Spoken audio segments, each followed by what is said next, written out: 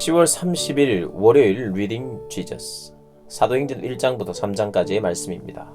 1장 친애하는 데오빌로 각하께 이 책 첫 권에서 나는 예수께서 성령으로 말미암아 친히 택하신 사도들에게 작별을 고하시고 하늘로 들려 올라가신 날까지 그분이 행하시고 가르치신 모든 것을 기록했습니다.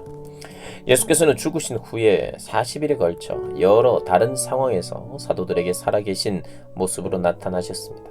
얼굴을 대면한 여러 번의 만남에서 그분은 그들에게 하나님 나라에 관한 일들을 말씀해 주셨습니다. 만나서 함께 식사를 하면서 사도들에게 절대로 예루살렘을 떠나지 말라고 하시며 이렇게 이르셨습니다. 아버지께서 약속하신 것 곧 너희가 내게서 들은 약속을 기다려야 한다. 요한은 물로 세례를 주었지만 너희는 성령으로 세례를 받을 것이다. 이제 곧 받을 것이다. 마지막으로 함께 있을 때에 사도들이 물었다. 주님, 이스라엘의 나라를 회복하실 때가 지금입니까? 예수께서 그들에게 말씀하셨다. 때는 너희가 알 수 없다. 때를 정하는 것은 아버지의 몫이다. 너희가 받을 것은 성령이다. 성령이 너희에게 오시면 너희는 예루살렘과 온 유대와 사마리아와 땅 끝까지 가서 내 증인이 될 것이다. 이것이 그분의 마지막 말씀이었다. 예수께서는 사도들이 보는 가운데 들려 올라가 구름 속으로 사라지셨다. 그들은 빈 하늘을 바라보며 거기 서 있었다. 그때 갑자기 흰옷을 입은 두 사람이 나타났다. 그들이 말했다. 너희 갈릴리 사람들아, 왜 여기 서서 빈 하늘만 쳐다보고 있느냐? 너희 가운데서 하늘로 들려 올라가신 이 예수는 떠나신 그대로 틀림없이 영광 중에 오실 것이다. 사도들이 올리브산이라는 곳을 떠나 예루살렘으로 갔다. 1km가 채 안 되는 길이었다. 그들은 모임 장소로 사용하던 다락방으로 갔다. 베드로, 요한, 야고보, 안드레, 빌립, 도마, 바돌로메, 마테, 알페오의 아들 야고보, 열심당원 시몬, 야고보의 아들 유다. 이들은 끝까지 이 길을 가기로 뜻을 모으고 온전히 하나가 되어 기도했다. 그 중에는 여자들도 있었다. 예수의 어머니 마리아와 예수의 동생들도 함께 있었다. 그때 베드로가 일행 가운데서 일어나 말했다. 방 안에는 120명쯤이었다. 친구 여러분, 오래전에 성령께서 다윗을 통해 예수를 체포한 자들의 길잡이가 된 유다에 대해 말씀하셨다. 그 성경 말씀은 성취되어야 했고 이제 성취되었습니다. 유다는 우리 가운데 한 사람으로 이 사역의 한 부분을 맡았었습니다. 여러분도 알다시피 그는 뇌물로 받은 악한 돈으로 조그마한 농지를 샀는데 거기서 배가 터지고 창자가 쏟아져 나오는 비참한 최후를 맞았습니다. 이는 예루살렘 사람이라면 누구나 아는 일입니다. 사람들은 그곳을 살인의 밭이라고 합니다. 정확히 시편에 기록된 그대로입니다. 그의 농지가 흉흉하게 되어 아무도 거기 살지 못하게 하소서. 또한 나중에 기록된 그대로입니다. 그의 자리를 다른 사람이 대신하게 하소서.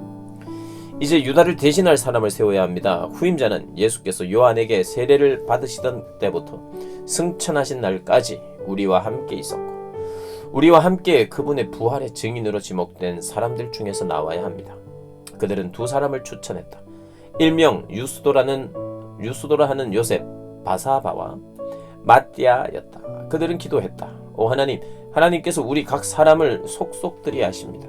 유다가 제 갈 길을 가려고 버린 이 사역과 지도자의 자리를 대신할 사람으로 하나님께서 이 두 사람 중에 누구를 택하셨는지 보여주십시오.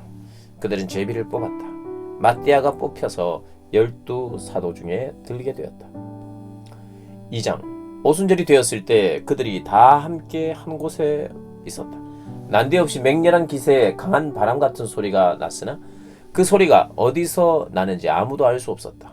그 소리가 온 건물을 가득 채웠다. 그러더니 성령께서 들불처럼 무리 사이로 퍼졌고 그들은 성령께서 시키시는 대로 여러 다른 언어로 말하기 시작했다. 마침 그때에 예루살렘에는 많은 유대인들이 머물고 있었다. 그들은 세계 각지에서 모인 경건한 순례자들이었다.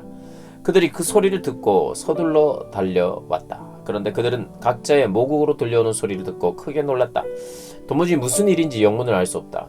그들은 이렇게 되뇌었다. 이들은 다 갈릴리 사람들이 아닌가. 그런데 이들이 하는 말이 우리 각 사람의 모국으로 들리니 어찌된 일인가. 바데 사람, 메데 사람, 엘람 사람, 메소포타미아, 유대, 갑바도기아, 본도아 아시아, 부르기아와 밤빌리아, 이집트, 구레네에 속한 리비아 여러 지역에서 온 방문객들, 로마에서 이주해 온 유대인과 개종자들, 그레타 사람과 아라비아 사람들까지 이들이 우리 언어로 하나님의 능하신 일들을 말하고 있지 않은가? 그들은 머리가 혼란스러워 갈피를 잡을 수 없었다. 당황해서 도대체 이게 무슨 일이지? 하는 말을 서로 주고받았다. 그런가 하면 이 사람들이 싸구려 술에 취했다고 놀리는 사람들도 있었다. 바로 그때 다른 11사도의 지지를 받은 베드로가 일어나 무척 긴박한 어조로 말했다. 유대인 동포 여러분과 예루살렘을 방문 중인 모든 여러분, 잘 듣고 이 이야기를 바로 아시기 바랍니다. 이 사람들은 여러분 가운데 일부가 생각하는 것처럼 술에 취한 것이 아닙니다. 이제 겨우 9시, 아침 9시인데 취할 시간이나 있었겠습니까? 이것은 예언자 요엘이 장차 일어날 것이라고 알려준 일입니다. 하나님께서 말씀하신다. 마지막 때에 내가 모든 사람에게 내 영을 부어줄 것이다. 너희 아들들은 예언할 것이며 너희 딸들도 예언할 것이다. 너희 청년들은 환상을 볼 것이며 너희 노인들은 꿈을 꿀 것이다. 그때가 이르면 나를 섬기는 남종과 여종에게 내 영을 부어줄 것이니 그들은 예언할 것이다. 내가 위로 하늘의 이적과 아래로 땅의 표적을 베풀 것이니 피와 불과 소용돌이 치는 연기, 주의 날, 무섭고 기이한 그날이 오기 전에 해가 어두워지고 달이 달빛빛으로 붉어질 것이다. 누구든지 나 하나님에게 구해달라고 부르짖는 자는 구원을 얻을 것이다. 이스라엘 동포 여러분, 이 말을 잘 들으십시오. 나사렛 예수는 하나님께 온전히 인정받으신 분이셨습니다. 하나님께서 그분을 통해 행하신 기적과 이적과 표적들은 여러분이 이미 다 알고 있습니다. 이 예수께서 하나님의 주도 면밀하신 계획에 따라 법을 제멋대로 주무르는 사람들에게 배반당하시고 여러분에게 넘겨졌습니다. 여러분은 그분을 십자가에 못 박아 죽였습니다. 하지만 하나님께서 죽음의 밧줄을 푸시고 그분을 다시 살리셨습니다. 죽음은 그분의 상대가 되지 못했습니다. 다윗이 이 모든 것을 말했습니다. 내가 항상 내 앞에 계신 하나님을 배웠다. 그분이 내 곁에 계시니 그 무엇도 나를 흔들 수 없다. 내 속에서 온통 기쁨과 희열이 넘쳐 나는 소망의 땅에 내 거처를 정했다.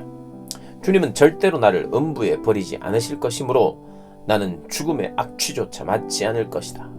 주님께서 내 발을 생명길에 두셨고 주님의 얼굴은 온 사방의 햇빛 같은 기쁨으로 빛난다. 사랑하는 친구 여러분, 여러분에게 더없이 솔직히 말하겠습니다.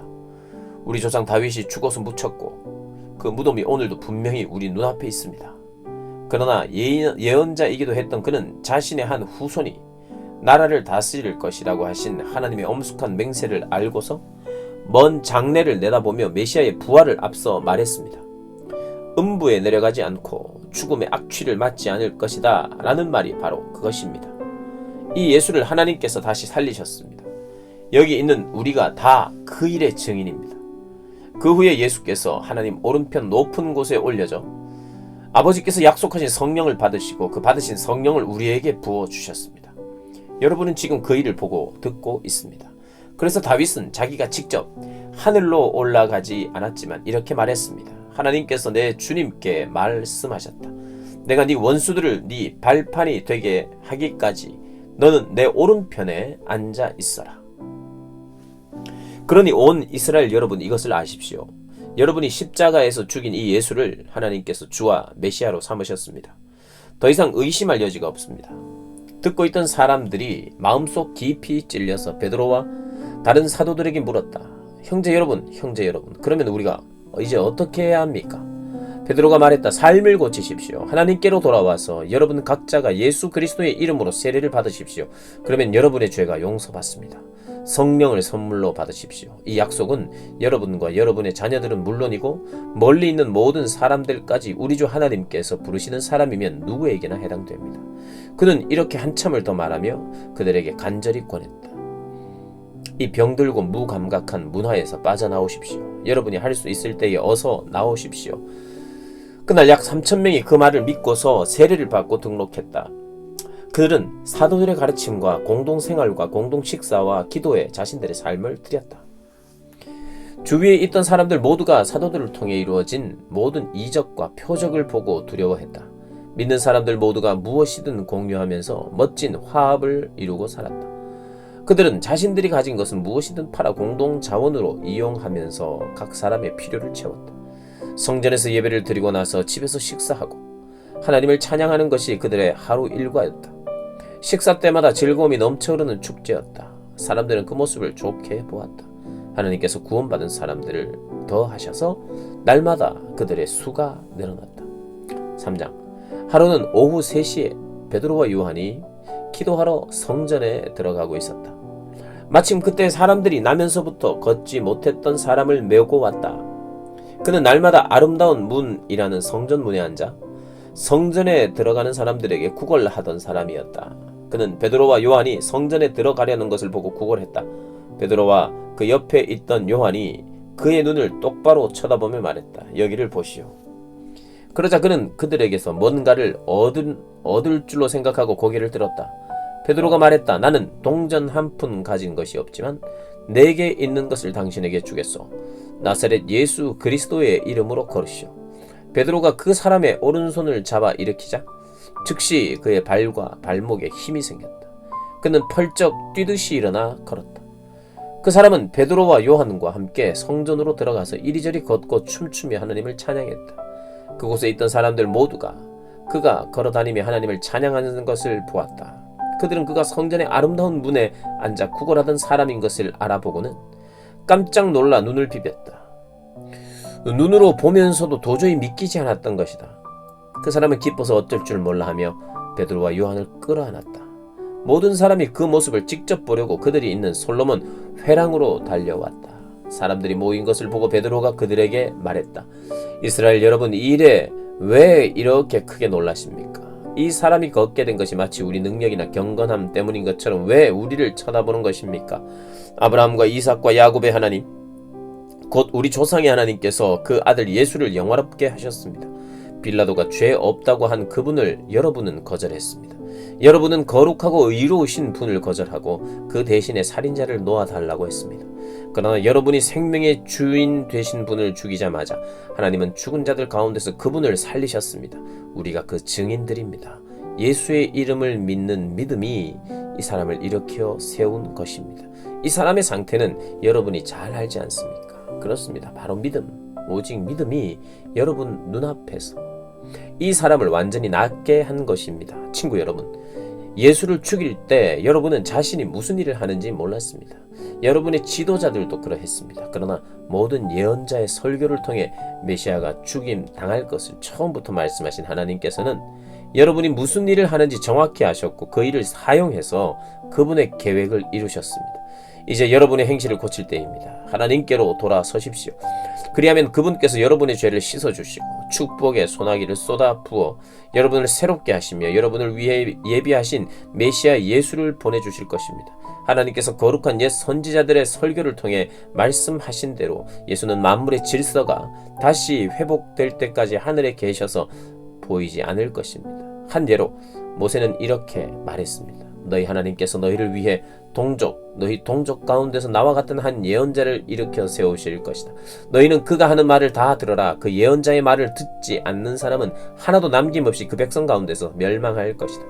이스라엘 사무엘부터 시작해 그 뒤를 이은 예언자들도 모두 같은 이야기를 전했고 이날이 올 것을 힘주어 말했습니다.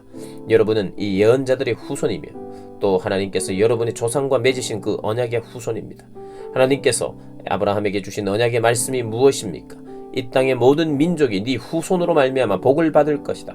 그러나 여러분이 맨 먼저입니다. 하나님께서는 여러분 한 사람 한 사람이 그 악한 길에서 돌이키면 여러분에게 복을 주시려고 그 아들을 일으켜 세우시고 여러분에게 보내신 것입니다. 아멘.